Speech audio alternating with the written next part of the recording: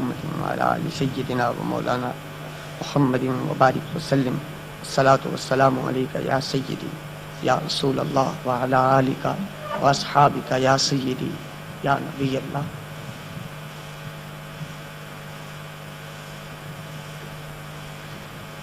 بڑا گیٹ بند کر دیں اور چھوٹے دروازے پر صرف ایک آدمی کھڑا ہو جائے. بڑا گیٹ. رسول اللہ صلی اللہ علیہ وآلہ وسلم کا فرمان مبارک ہے، جو آدمی یہ کلمات ادا کرے، بسم اللہ توکلت علی اللہ لا حول ولا قوت الا باللہ، جب تک وہ اس محفل میں بیٹھا رہے گا 2 فرشتے اس کے سر پر اس کی حفاظت کرتے رہیں گے. میں آپ سب کو یہ دعا پڑھاتا ہوں، آپ میرے ساتھ یہ دعا پڑھ لیجئے، پھر حدیث پاک کا درس شروع کریں گے. بسم اللہ توکلت علی اللہ لا حول ولا قوت الا باللہ.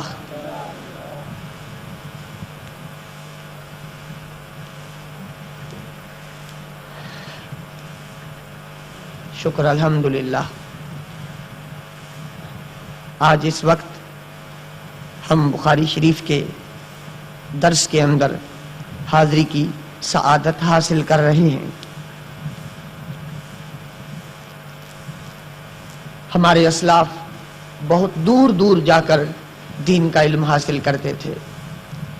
بعض لوگ جب دین پڑھنے کے لیے گئے تو پھر واپس ان کو اپنے گھر لوٹنا بھی نصیب نہ ہوا، جیسے حضرت غوث پاک شیخ عبد القادر جیلانی محبوب سبحانی رضی اللہ عنہ، جب آپ پڑھنے کے لیے گئے تو پھر زندگی بھر کے لیے واپس نہ لوٹے، اپنی والدہ کا منہ تک نماز جنازہ تک نہ دیکھا. اللہ تعالیٰ ایسے پاک اور مقدس بزرگوں کے صدقے ہمیں بھی دین کے جذبے کا ایک قطرہ عطا فرمائے. حدیث پاک میں ہے، رسول اللہ صلی اللہ علیہ وسلم نے ارشاد فرمایا، جو شخص اپنے گھر سے نکلا دین حاصل کرنے کے لیے، علم دین پڑھنے کے لیے، پھر اس کے قدموں پر جو گرد بیٹھ گئی، اس کے قدم مٹی کے ساتھ آلودہ ہو گئے، فرمایا اللہ تعالیٰ ایسے قدموں کو جہنم کی آگ پر حرام فرمائے گا، جہنم کی آگ اس کو نہ جلا سکے گی. اس حدیث میں یہ اشارہ ہے کہ دین حاصل کرنے کے لیے جو نکلتا ہے اللہ تعالیٰ اس کی مغفرت فرما دیتا ہے.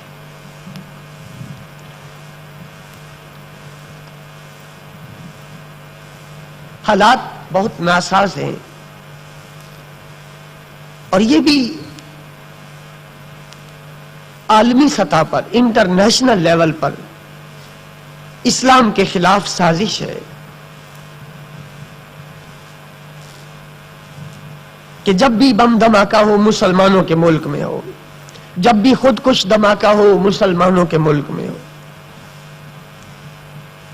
جب بھی سرنگیں پھٹیں مسلمانوں کے ملک میں، اسرائیل، انڈیا، امریکہ، ان کی خفیہ ایجنسیوں نے یہ پروگرام بنایا کہ مسلمانوں کے مقدس مقامات سے لوگوں کے دل خوف زدہ کر دو، ڈرا دو، اور لوگوں کو یہ ذہن دے دو کہ اکٹھے نہیں ہونا چاہیے، اجتماع میں نہیں جانا چاہیے.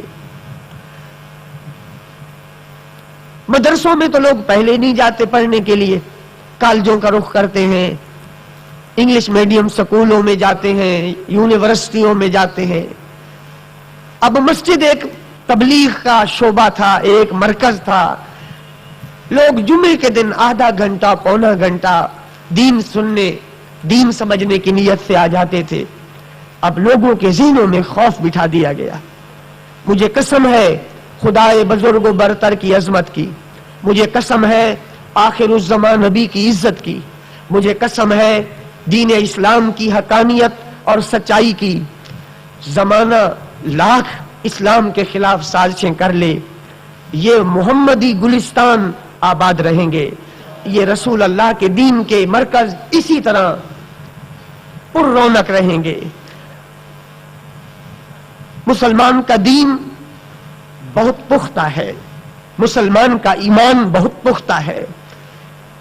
انہوں نے تو آج یہ سکیم بنائی، ان کے بڑوں نے کیا کیا حربے استعمال نہ کیے، ہمارے بڑوں کے سر پکڑ کر کھولتے تیلوں کے کڑھاؤں میں ڈالے گئے، وہ منٹ میں جل کر بھسم ہو گئے، لیکن زبان پہ جاری تھا لا الہ الا اللہ محمد۔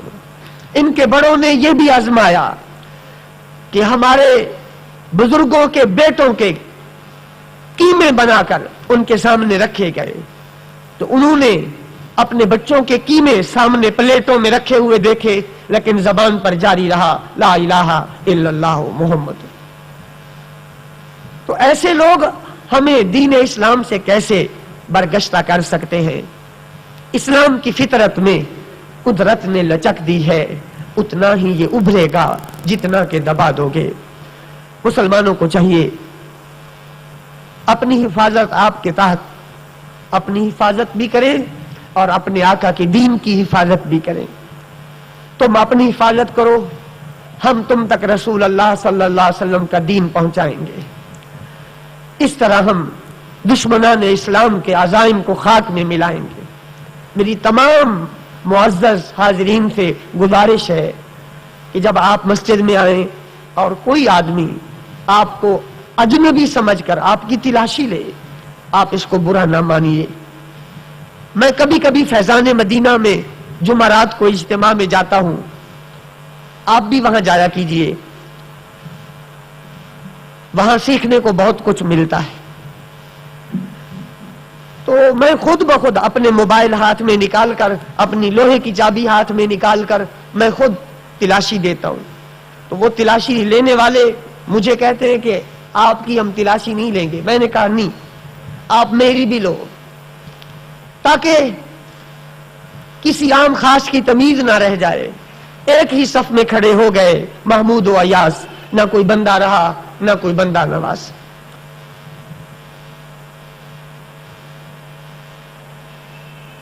اس میں آپ کی بہتری ہے، اس میں ہماری بہتری ہے۔ آج ڈی سی او نے سنی علماء کو وہاں بلایا تھا تو میں بھی وہاں حاضر ہوا، تو ڈی سی او نے کہا کہ آپ نمازیوں کی جو اجنبی ہوں وہ چیک اپ کیا کریں۔ میں نے کہا ہم نے 8 دن پہلے یہ کام شروع کر دیا ہے۔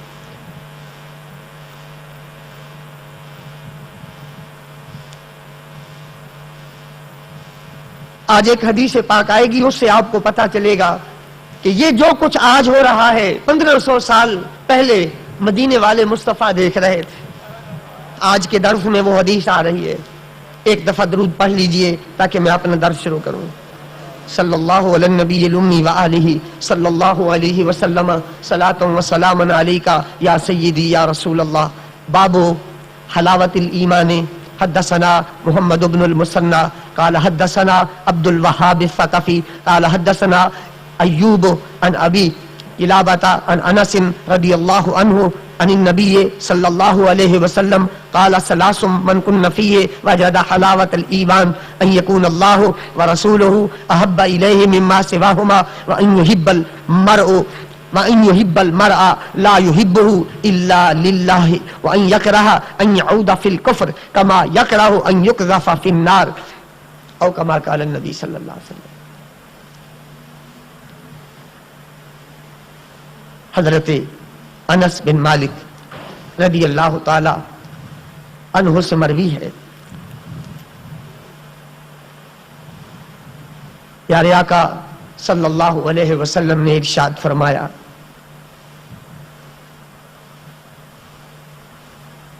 بھئی آئندہ ہم درس شروع کرنے کے بعد کوئی انس رضی اللہ تعالی عنہ سے مروی ہے، پیارے آقا صلی اللہ علیہ وسلم نے ارشاد فرمایا، 3 چیزیں ہیں، 3 باتیں ہیں جس میں پائی جائیں گی وہ ایمان کی مٹھاس پائے گا، وہ ایمان کی مٹھاس پائے گا، اس کو ایمان میٹھا لگے گا۔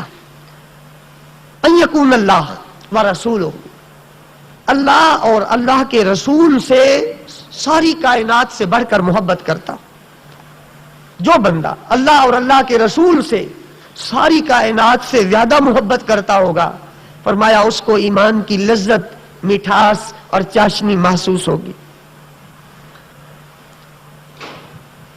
دوسری چیز کہ وہ جب کسی سے محبت کرے تو اللہ اور اللہ کے رسول کے لیے کرے، وہ بھی ایمان کی مٹھاس پائے گا۔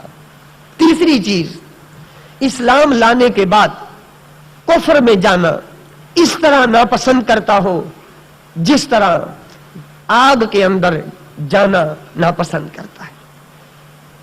اللہ رسول سب سے پیارا ہو، نمبر 1، جس سے بھی پیار کرے اللہ کے لیے کرے۔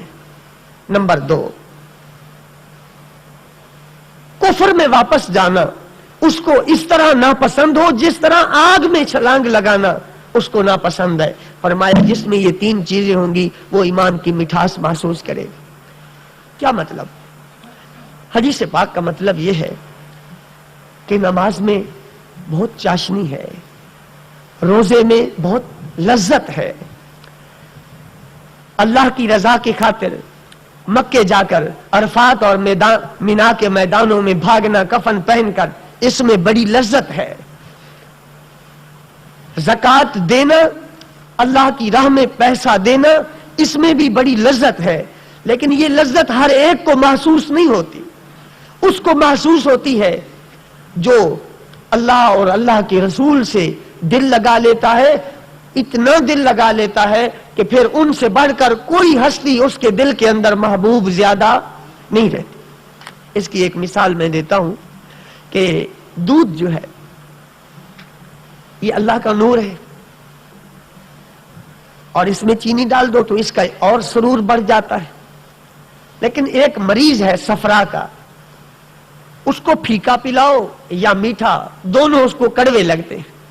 فرمایا یہی مثال مومن کی ہے، اگر تو ایمان ہے تو اس کو ہر نیکی میں لذت محسوس ہوگی، وہ اباسیاں نکال نکال کے نماز نہیں پڑھے گا، وہ دین کی محفل میں اکتا نہیں جائے گا، وہ حج کرنے سے گھبرائے گا نہیں، اس کو روزہ رکھنا دشوار نہیں محسوس ہوگا، جس کو ایمان کی لذت حاصل ہو جائے گی۔ اور جس میں منافقت کا مرض ہے، جس طرح صفرا والے کو دودھ کڑوا لگتا ہے، اس طرح جس کو منافقت کا مرض ہوگا اس کو دین اور نیکیاں یہ آسان نہیں ہوگی بلکہ مشکل ہو جائیں گی، اس کو ان میں لذت محسوس نہیں ہوگی۔ دین تو میٹھا ہے، اس میں تو بڑی لذت ہے، ایمان میں تو بڑی چاشنی ہے، لیکن محسوس اس کو ہوگی جس کو بیماری نہیں لگی ہوگی۔ جس طرح صفراوی کو دودھ کی لذت محسوس نہیں ہوتی، منافق کو بھی دین اسلام کی لذت محسوس نہیں ہوتی۔ اللہ اکبر، جن کو لذت محسوس ہوئی وہ شرمگاہ کے اندر نیزہ کھا کر بھی محمد محمد پکارتے رہے، اور جن کو لذت نہیں ملی، دھماکہ کسی جگہ ہوتا ہے وہ نماز کہاں چھوڑ دیتے۔ جن کو لذت محسوس ہوئی وہ 72 دے کر بھی شکرن للہ کہہ رہے تھے، تیری رضا کے آگے میں سر جھکاتا ہوں، تیرے حکم کو میں تسلیم کرتا ہوں، اور تو جس میں خوش ہے میں بھی اس میں خوش ہوں۔ اور جن کو لذت نہیں ملی وہ سر دکھی ہو جائے، وہ رب پہ ناراض ہے۔ 500 کا نوٹ جیب سے نکل جائے تو 100 شکوے کرتا ہے۔ تو یہ ایمان کا ایک درجہ ہے، جس کو لذت ایمانی مل جاتی ہے اس کو کوئی چیز مصیبت تکلیف نظر نہیں آتی، اور جس کو یہ لذت نہیں ملتی وہ با جماعت 5 وقت نماز بھی نہیں پڑھ سکتا۔ اللہ تعالیٰ دین کی اور ایمان کی لذت عطا فرما دے۔ حضرت سعید بن جبیر کا واقعہ اگر بیان نہ کروں تو حدیث سمجھ نہیں آئے گی۔ سعید بن جبیر تابعی ہے، اس کو تمام تابعین میں بڑا درجہ حاصل ہے، جیسے صحابہ میں حضرت ابو بکر، فرشتوں میں جبریل امین، 4 اماموں میں امام ابو حنیفہ، 4 سلسلوں کے پیشواؤں میں غوث اعظم، اسی طرح تابعین میں بھی سعید بن مسیب کا بڑا درجہ ہے. بعض علماء نے کہا اویس کرنی کا بڑا درجہ ہے تابعین میں، بعض نے کہا امام ابو حنیفہ کا بڑا درجہ. سعید بن مسیب رضی اللہ تعالیٰ عنہ حجاج بن یوسف کے مخالف تھے. حجاج گورنر تھا. آج ڈی سی او نے علماء کرام کو تھوڑا لیکچر دیا تو میں سوچ رہا تھا علماء لیکچر دیتے ہیں، آج یہ اس کا لیکچر سن رہے ہیں جس کی اپنی داڑھی نہیں ہے. تو جب میری باری آئی تو میں کھڑا ہوا تو میں نے کہا محترم آپ کے الفاظ بہت اچھے ہیں، آپ کا انداز گفتگو بہت اچھا ہے، میں آپ کو لائک کرتا ہوں اس مسئلے میں، لیکن جہاں تک وقت کی پابندی کی آپ نے بات کی ہے، دنیا میں جتنے سسٹمز ہیں، جتنے ادارے ہیں، جتنے نظام ہیں، جتنا وقت کا پابند امام ہوتا ہے کوئی بھی نہیں ہوتا. نہ آپ ہو سکتے ہیں، نہ کوئی اور وقت کا حاکم ہو سکتا ہے. ہم وقت کی پابندی کے خوگر ہوتے ہیں. آج اگر کوئی دیر سے آیا ہے تو کیا جتنی پہلے میٹنگز ہوتی رہی آپ وقت پہ آتے تھے؟ تو اتنا وہ بندہ ہنسا، اس نے کہا مولانا آپ نے سچ کہا، آئندہ میں بھی پابندی کروں گا اور آپ ان کو بھی کہہ دیں یہ بھی پابندی کریں. ظالم کے سامنے کلمہ حق کہنا یہ جہاد ہے. اس کا یہ مطلب نہیں کہ یہ جتنے لوگ ہیں حکمران ظالم ہیں، ہرگز نہیں. ان میں کئی داڑھی مون ہم میں سے کتنی داڑھیوں والوں سے افضل ہے. میں خدا کی قسم کھا کے کہتا ہوں اگر ان کے پاس ایمان ہے، محبت رسول ہے، دنیا میں کتنے داڑھی مون کتنی داڑھیوں والوں سے افضل ہے. ٹھیک. اس ڈی سی او نے خوش ہو کر کہا کہ مولانا الحمدللہ میں اہل سنت و جماعت بریلوی ہوں اور مجھے مولانا سرفراز نعیمی کی موت پہ تم لوگوں سے زیادہ دکھ ہوا ہے. پھر میں نے اس کو کہا کہ آپ مجمع کے اندر اور زبان بولتے ہو، جب میٹنگ ختم ہوتی ہے تمہارا رویہ اور ہوتا ہے. یہ دنیا داروں میں اور دین داروں میں جو خلا ہے کی وجہ کیا ہے آپ بتائیں. تو اس نے ہنس کر کہا کہ مولانا میں وعدہ کرتا ہوں آج کے بعد تم میں سے جو بھی بندہ میرے گھر پر پچھلی رات کو بھی آئے گا میں اس کو اسی طرح ہنس کے ملوں گا جس طرح آج میں میٹنگ میں آپ لوگوں سے مل رہا ہوں. ٹھیک ہے. تو باہر جب ہم نکلے تو علماء کرام اتنے خوش تھے، وہ کہہ رہے تھے کہ یہ تو بس سوائے 2-4 مسئلوں کے اور جو کچھ وہ کہہ دیتے ہیں ہم ہاں کر دیتے ہیں، آج تک تو کوئی ہم نے بات ہی نہیں کی ہے. تو سعید بن مسیب حجاج بن یوسف کے مخالف تھے. حجاج بن یوسف ظالم تھا. اس نے آپ کو گرفتار کروایا اور کہا کہ تو میری مخالفت سے نہیں رکے گا. تو حضرت سعید بن مسیب نے کہا ہرگز نہیں، مجھ سے یہ توقع تم نہ رکھو. اس نے کہا کہ اس کو مارو، سر اڑا دو. جب جلاد لے کر چلے تو حجاج نے کہا اس سے پوچھ لو اس کی کوئی آخری حسرت ہو، تمنا ہو تو ہم پوری کریں گے. تو حضرت سعید بن مسیب نے کہا بس یہی تمنا ہے، جس رب کے لیے جیا، جس نے پیدا کیا، اس کی بارگاہ میں 2 سجدے کرنے دے. تو آپ کو اجازت دے دی گئی. آپ نے نیا وضو کیا، 2 رکعت نماز پڑھی تو سجدہ لمبا کیا. حجاج ہنسا اور کہا کہ موت سے ڈر گیا ہے. کہا نہیں، آخری سجدے میں حسینی لذت محسوس ہو رہی، لذت کی وجہ سے میں نے سجدہ لمبا کیا ہے. پھر اس نے کہا اچھا اس کو جاؤ اور ذبح کر دو. آپ نے کہا کہ مجھے ذبح کر دینے سے حق ذبح نہیں ہو جائے گا، مجھ جیسے ہزاروں تیرے مخالف پیدا ہوں گے. اس نے کہا اپنی زبان کو لگام دو. آپ نے فرمایا یہ زبان جس نے پیدا کی ہے اس کی فرما برداری میں چلتی رہے گی.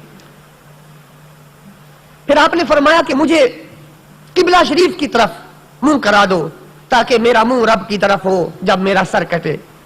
تو حجاج نے کہا کہ اسے الٹا کر دو، نہیں اس کا منہ قبلے کی طرف نہ کرو. تو آپ نے فرمایا وَلِلَّهِ الْمَشْرِقُ وَالْمَغْرِبُ أَيْنَمَا تُوَلُّوا فَثَمَّ وَجْهُ اللَّهِ. جدھر منہ کرو ادھر اللہ ہے. حجاج کو اور غصہ آیا، اس نے کہا اسے الٹا کر دو. تو آپ نے اور قرآن کی آیت پڑھی جس کا یہ مطلب تھا کہ نیچے اور آسمان کی طرف بھی وہی ذات ہے. اس کو اور غصہ آیا، اس نے کہا کہ اس کو عبرتناک موت دو. چنانچہ آپ کی گردن اتاری گئی تو اتنا خون بہا، حالانکہ آپ چھوٹے قد کے تھے، دبلے پتلے تھے، گندمی رنگ کے تھے، بالکل نحیف جسم تھا، موٹے نہیں تھے. ذبح کیا گیا تو اتنا دربار، اتنا خون نکلا کہ پورا دربار باہرلے دروازے تک خون سے بھر گیا. حجاج نے علماء کو اکٹھا کیا عراق کے اور پوچھا کہ یہ چھوٹا سا آدمی تھا، اس کا خون تو بکری جتنا بھی نہیں ہونا چاہیے تھا، یہ سارا دربار بھر گیا ہے، یوں لگتا ہے کہ ہزاروں جانور ذبح کیے گئے. تو علماء نے کہا یہ اللہ کا عاشق تھا، یہ اپنی جان جب رب کو دے رہا تھا تو اتنا خوش تھا کہ خوشی میں اس کا خون جوش مارنے لگا. خوشی میں راہ حق میں جان دی ہوئی اسی کی تھی، حق تو یہ ہے کہ حق ادا نہ ہوا. یہ کیا چیز تھی؟ یہ حدیث پاک ہے کہ جب تم اللہ سے اور اللہ کے رسول سے محبت کرو گے اور ساری دنیا سے زیادہ کرو گے اور جس سے پیار کرو گے اللہ کے لیے کرو گے اور کفر میں جانا ناپسند کرو گے جیسے آگ میں جانا ناپسند کرتے ہو، پھر تمہیں ایمان کی لذت محسوس ہوگی. یہ ایمان کی لذت تھی، وہ پا رہے تھے اور ان کو کوئی تکلیف محسوس نہیں ہو رہی تھی. درود پاک پڑھیے. دوسری حدیث، اس حدیث کے راوی حضرت انس تھے. تھوڑا سا ان کا تعارف، یہ خادم خاص ہیں دربار مصطفیٰ کے صلی اللہ علیہ وسلم. ان کی ماں ان کو لے کر آئی، یہ چھوٹے سے تھے، اور کہا کہ یہ تمہاری بارگاہ میں پیش کرتی ہوں، یہ تمہارا نوکر رہے گا، اس کے لیے دعا بھی فرماؤ. تو میرے آقا صلی اللہ علیہ وسلم نے دعا دی، اے اللہ اس کے مال میں اور اولاد میں برکت دی. حضرت انس کہتے ہیں میں نے 180 اپنے بیٹے اور بیٹیاں قبر میں خود دفن کی، پوتے دوتے پوتیاں نواسیاں، 180. اتنی لمبی عمر پائی. عراق میں سب سے آخری صحابی یہ فوت ہوئے. امام ابو حنیفہ نے ان کی زیارت کی. عمر میں برکت دے. فرماتے ہیں کہ 100 سال سے اوپر عمر ہو گئی، میرے سارے دانت محفوظ ہیں، نظر بھی محفوظ ہے. باقی لوگوں کے باغ سال میں 1 دفعہ پکتے تھے، ان کا 2 دفعہ پھل دیتا تھا. یہ نبی پاک کی دعا کا اثر تھا. فرمایا کرتے تھے میں 10 سال نبی پاک کی خدمت میں رہا، نہ نبی پاک نے میرے منہ پر تھپڑ مارا، نہ مجھے لعنت کی، نہ گالی دی. میں غلطی بھی کرتا تھا تو ایسے انداز سے میری اصلاح فرماتے تھے کہ مجھے ماں باپ بھول جاتے تھے.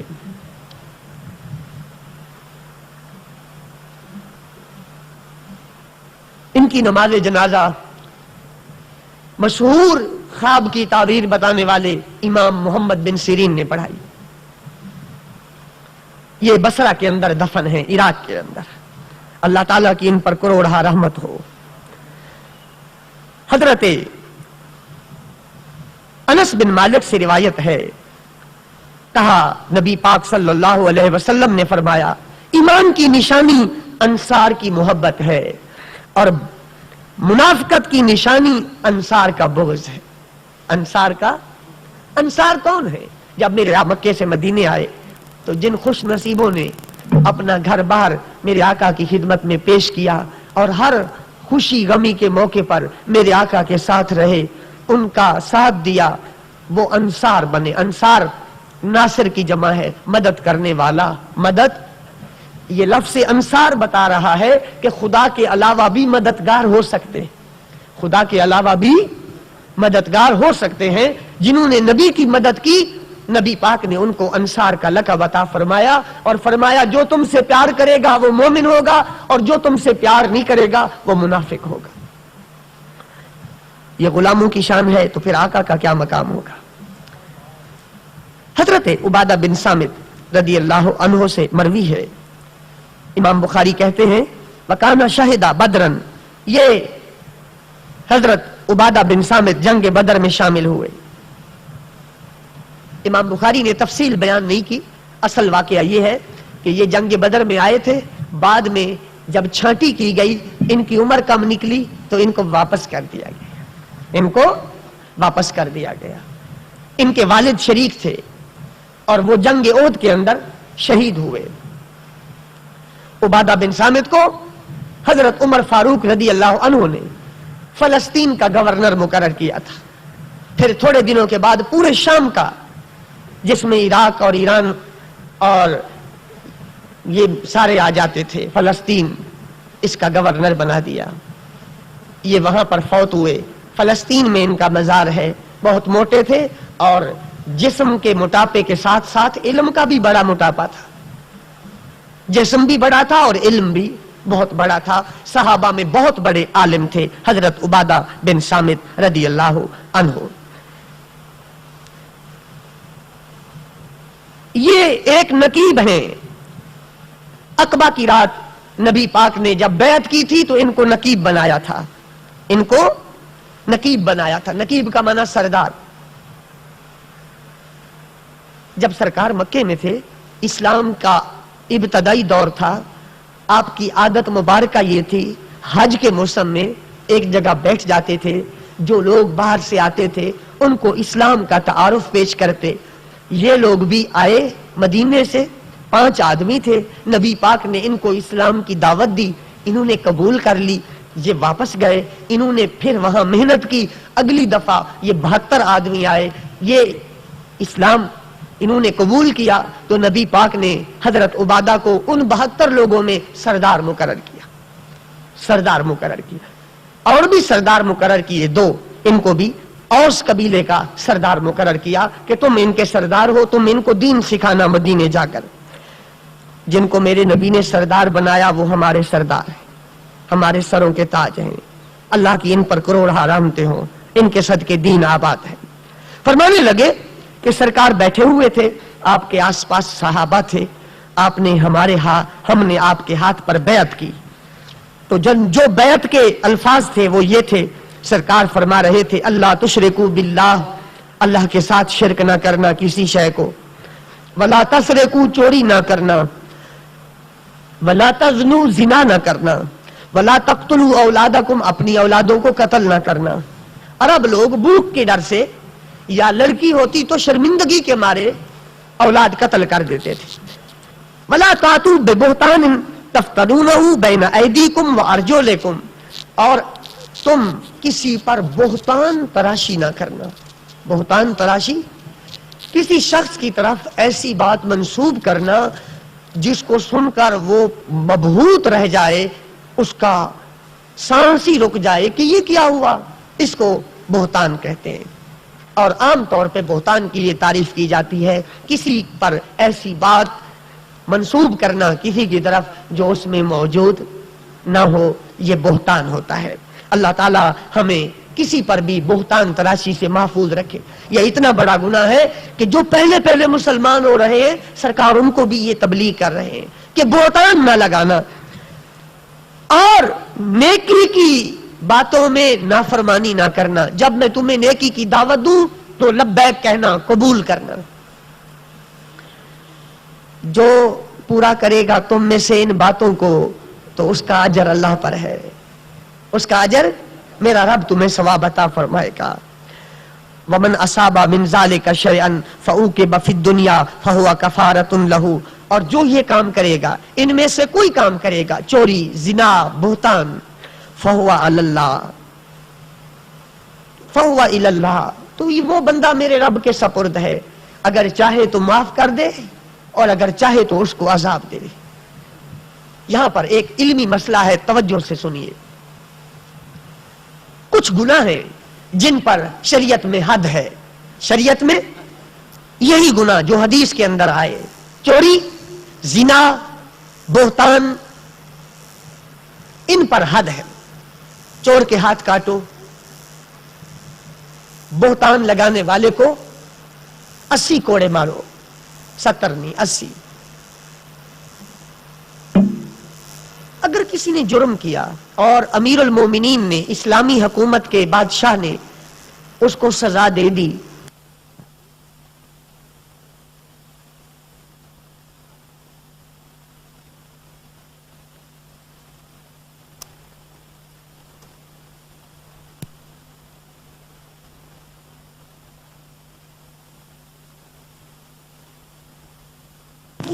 یا نہیں ملے گی, یہ علمی مسئلہ ہے. امام شافعی, امام احمد, امام مالک یہ فرماتے ہیں, اور امام بخاری کا بھی یہی عقیدہ ہے, چور نے چوری کی، ہاتھ کٹ گئے، اب آخرت میں کوئی سزا اس کو؟ ہمارے امام ابو حنیفہ رحمۃ اللہ علیہ فرماتے ہیں چور نے چوری کی، اس کے ہاتھ کٹ گئے، اب بھی جب تک توبہ نہیں کرے گا قیامت کی سزا معاف نہیں ہو سکتی۔ قیامت کی سزا توبہ کرنے سے معاف ہوگی، اور اس کے بغیر اس کی معافی نہیں ہے۔ درود پاک پڑھیے، صلاۃ والسلام علیک یا سیدی یا رسول اللہ وعلی آلک واصحابک یا حبیب اللہ۔ باب الدین، باب من الدین الفرار من الفتن، فتنوں کے ڈر سے دین سنبھال کر گھر سے بھاگ جانا۔ فتنوں کے ڈر سے دین سنبھال کر گھر سے کون کرتا ہے؟ اب تو دین کے لیے مسجد میں کوئی نہیں آتا، دین کے لیے گھر چھوڑ کر چلے جانا کوئی بھی نہیں کرتا۔ یہ میرے آقا کے اصحاب تھے رضی اللہ تعالی عنہم اجمعین، جنہوں نے دین کی خاطر علاقے، وطن، گھر، بال بچے چھوڑ دیے تھے۔ حدیث سے پاک سنیے، بڑی دلچسپ حدیث ہے۔ حضرت سیدنا ابو سعید خدری رضی اللہ عنہ فرماتے ہیں، پیارے آقا صلی اللہ علیہ وسلم نے فرمایا، وہ وقت قریب ہے کہ مسلمان کا بہترین مال بکریاں ہوں گی، مسلمان کا بہترین مال بکریاں ہوں گی، یتبع بہا شعف الجبل، وہ بکریوں کو لے کر پہاڑ کی چوٹی پہ چڑھ جائے گا، مواقع القطر، اور بارش کے گرنے کی جگہ، یعنی بارش اب پہلے گرتی ہے تو پہاڑوں پہ گرتی، اونچی جگہ پر وہاں چلا جائے گا۔ یفر بدینہ من الفتن، وہ اپنا دین لے کر، دین سنبھال کر فتنوں سے بچا کر وہاں چلا جائے گا۔ ٹھیک، حدیث پاک کا مفہوم یہ ہے کہ ایسا وقت آئے گا کہ لوگ آبادیوں میں نہیں رہ سکیں گے، فتنے ہوں گے، فساد ہوں گے، جیسے آج کل حالات ہیں، وہ ویرانوں اور جنگلوں کا رخ کریں گے اور وہاں نماز پڑھیں گے، اللہ تعالیٰ کی یاد کریں گے۔ یزید کے دور میں یہ شروع ہو گیا تھا، حضرت زین العابدین جنگلوں کی طرف آپ نے اپنی دھاری بنائی تھی، حضرت ابو ذر غفاری نے عثمان غنی کے دور میں پہاڑوں کی طرف رخ کر لیا تھا، صحابہ کرام ایسا کرتے تھے۔ ایک اور حدیث ہے جس کا یہ مطلب ہے کہ اے محبوب، اللہ تعالیٰ اس شخص پر بڑا خوش ہے اور فرشتوں کے سامنے فخر کر رہا ہے جو پہاڑ کی چوٹی پہ بکریاں چرا رہا ہے اور نماز پڑھ رہا ہے، اللہ تعالیٰ اس میں فخر فرما رہا ہے۔ اذان بھی پڑھتا ہے اور انتظار کرتا ہے کہ کوئی آئے گا تو میں جماعت کے ساتھ نماز پڑھوں گا۔ اللہ تعالیٰ فرشتوں پر فخر کر رہا ہے، دیکھو اکیلا ہے لیکن جماعت کی طرف میں بیٹھا ہوا ہے کہ کوئی آ جائے تاکہ میں جماعت کے ساتھ نماز پڑھ لوں۔ ایسا وقت آئے گا کہ لوگ ویرانوں کا رخ کریں گے۔ اللہ اکبر۔ 3 آدمی ہیں دنیا میں، جتنے بھی بندے ہیں یہ 3 قسم کے ہوتے ہیں۔ نمبر 1 مفید، کیا؟ فائدہ دینے والا، فائدہ، لوگوں کو فائدہ دیتا ہے۔ نمبر 2 مستفید، فائدہ حاصل کرنے والا، استاد مفید ہے، شاگرد مستفید ہے۔ نمبر 3 منفرد، نہ فائدہ دے سکتا ہے نہ لے سکتا ہے، نہ دیتا ہے نہ لیتا ہے۔ مفید کو بھی جنگلوں کی طرف جانا ناجائز ہے شہر چھوڑ کر، مستفید کو بھی جانا آبادی چھوڑ کر ناجائز ہے۔ ہاں، جو اکیلا ہے، نہ فیض لیتا ہے نہ فائدہ دیتا ہے، وہ چونکہ محتاج نہیں ہے لہذا وہ چلا جائے، اپنا دین سنبھال کر وہ چلا جائے۔ اور جو مفید ہے، مستفید ہے، پڑھنے والے، پڑھانے والے، وہ یہ سلسلہ جاری رکھیں تاکہ دین مصطفیٰ کی بہاریں قائم رہیں۔ اس حدیث کے راوی کا تعارف کروا کے آج کا درس ختم کرتا ہوں۔ اس حدیث کے راوی حضرت ابو سعید خدری رضی اللہ تعالی۔ خدر یا تو ان کے کسی دادے کا نام تھا یا ان کی دادی کی طرف خدر کی نسبت۔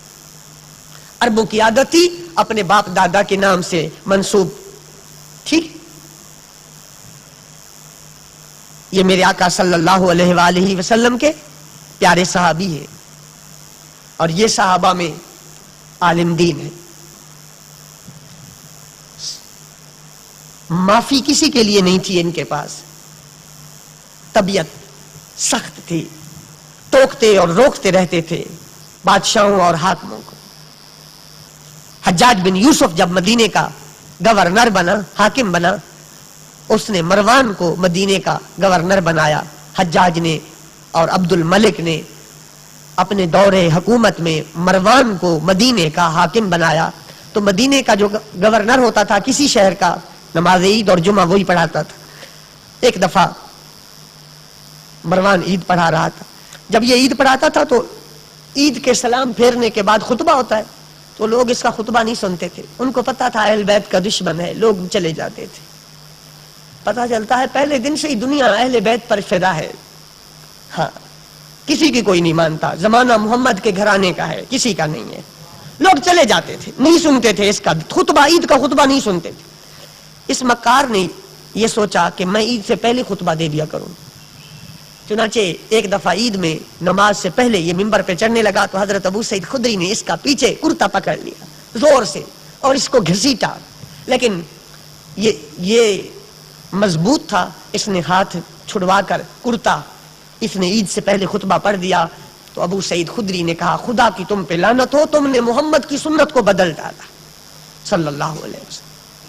یعنی اتنے دلیر تھے کہ بڑے بڑے جابر اور ظالموں کے سامنے بھی کلمہ حق کو ادا کرتے تھے. اور یہی نبی پاک کے صحابہ کی شان. آج چونکہ مصلحت کا دور ہے اور اس دور کی مصلحت منافقت ہے، یعنی جو حق پہ ہے اس کو بھی راضی کر دو اور جو نہ حق پہ ہے اس کو بھی، یہی مصالحت ہوتی ہے. کبھی بھی ایسا فیصلہ معاشرے میں نہیں کیا جاتا کہ جھوٹے کو جھوٹا قرار دیا جائے، سچے سچا قرار دیا جائے تاکہ جھوٹ کا خاتمہ ہو جائے، شر ختم ہو جائے. ٹھیک ہے، تو اگر مصلحت کا یہ مطلب لیا جائے تو یہ منافقت ہے، اور اگر مصالحت کا یہ مطلب لیا جائے کہ فتنہ ختم ہونا چاہیے، خواہ کسی بھی صورت میں ہو فتنہ، تو پھر ٹھیک ہے. یہاں اس حد تک دین میں گنجائش ہے کہ دونوں گھروں کو چپ کرا دیا جائے تاکہ فتنہ مٹ جائے، اس کی دین میں گنجائش ہے. لیکن علیحدگی میں لے جا کر فیصلہ کرانے والا جس کو غلط سمجھتا ہے اس کو سمجھا دے کہ آئندہ آپ نے یہ قدم نہیں اٹھانا، اس کا انجام اچھا نہیں ہوگا. اگر ایسا کیا جائے تو پھر جائز ہے مصالحت، ورنہ مصالحت کا کوئی مطلب نہیں ہے دین میں. اگر ایسا ہوتا تو نبی پاک کے صحابہ بھی بعد کے اندر مروان کو کہہ دیتے کہ میاں یہ چیز ناجائز ہے، تم اس سے بچو. نہیں، مجمع میں روکا تاکہ کوئی برائی کی جرات نہ کر سکے. چنانچہ یزید کے دور میں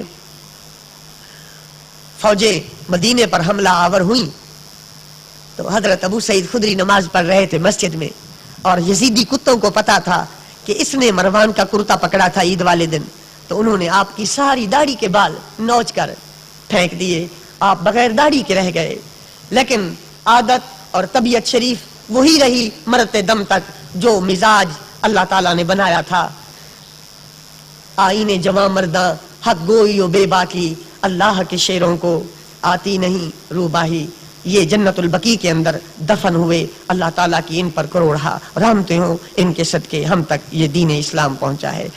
میری آپ سب دوستوں سے التماس ہے آخر میں کہ مغرب اور عشاء اور فجر میں نمازیوں کو چیک کیا جاتا ہے، سب کو نہیں، جو اجنبی آتے ہیں آپ اس کا برا نہ مانیے. جمعے میں بھی وعلی آل سیدنا محمد مبارک وسلم. ایک دفعہ ہم شریف پڑھ لیں، 3 دفعہ کل شریف پڑھ لیں.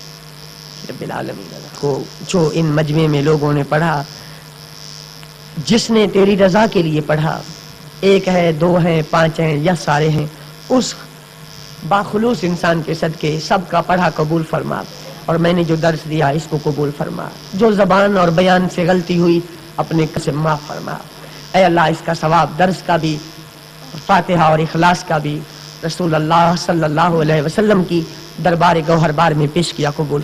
ان کے تمام صحابہ، ان کی تمام بیویاں، ان کے تمام شہزادے، آپ صلی اللہ علیہ وسلم کی تمام شہزادیاں، آپ کی تمام ذریت طیبہ طاہرہ، صحابہ، تابعین، تبع تابعین، ائمہ دین، خصوصاً امام بخاری، امام ابو حنیفہ، تمام علماء اولیاء، خصوصاً سرکار غوث پاک اعلیٰ حضرت امام احمد رضا بریلوی، حضرت مولانا ضیاء الدین مدنی، حضرت مولانا مفتی وقار الدین، اور حضرت مولانا سرفراز احمد صاحب نعیمی ان بزرگوں کی ارواح کو ثواب پہنچا.